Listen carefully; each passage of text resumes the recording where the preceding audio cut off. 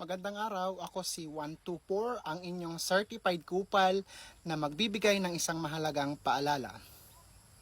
Ikaw ba ay isang aplikante ng kahit na anong ahensya ng military and uniformed personnel services tulad ng police o PNP, Bureau of Fire and Protection or BFP, BJMP, Bucor, Coast Guard, Philippine Army at iba pa.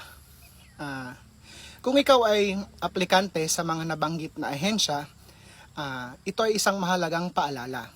Okay, so sa ngayon ay iwasan muna ang pagpo-post ng mga updates sa inyong mga social media accounts tulad ng Facebook, TikTok, at kahit na anong social media accounts na maraming makakakita. Alam ko at alam nating lahat na ang bawat stage o yugto ng inyong pag-apply na inyong pinapasahan ay dapat ipagdiwang at dapat maging masaya. Pero sa ngayon, mas mainam na isikreto nyo na muna ang bawat yugto ng inyong pag-apply. Sapagkat hindi lahat ng nasa paligid nyo, hindi lahat ng kaibigan nyo, hindi lahat ng pinsan nyo at kamag-anak nyo ay natutuwa sa tuwing kayo ay nananalo sa bawat battle o bawat pagsubok na inyong hinaharap. Marami dyan ay naiinggit at inaabangan ang inyong pagbagsak.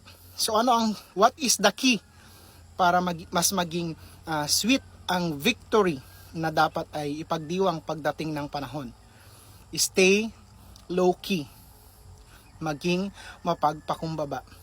Iwasan na muna ang pagpo-post ng kahit na anong updates sa social media.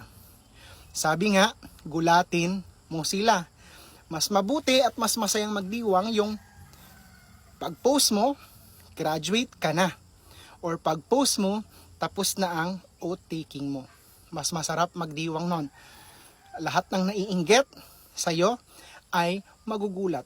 At wala na silang magagawa kapag naitaas mo na ang kamay mo at nanumpa ka na at isa ka ng ganap na uniform personnel. Sa ngayon, iwasan muna. At bilang isang aplikante, laging tatandaan, wag niyong kalilimutan ang lahat ng taong naging bahagi ng inyong pag-apply. Maliit man o malaki ang naitulong niya sa inyo, wag kalimutan na sila ay pasalamatan. At lagi niyong aalalahanin at iisipin na sa bawat oras, bawat minuto at bawat araw na isusuot nyo ang mga uniformeng pinagtagumpayan ninyo ay naging bahagi ang mga taong ito o may bahagi ang mga taong ito sa inyong uniforme. Wag na wag lalaki ang ulo. Wag na wag makakalimot. Dahil kapag ginawa mo yon, ikaw ay isang malaking kupal. Patunayan mo nga na ikaw ay hindi isang kupal. Isang thank you naman dyan o puso sa post na ito. Pakishare na rin sa iyong timeline. Muli, ako si 124, ang inyong certified kupal na laging magbibigay ng mahalagang impormasyon araw-araw. Kaya tandaan, bawal ang kupal. Bro, kupal to! Masakit pero may saysay.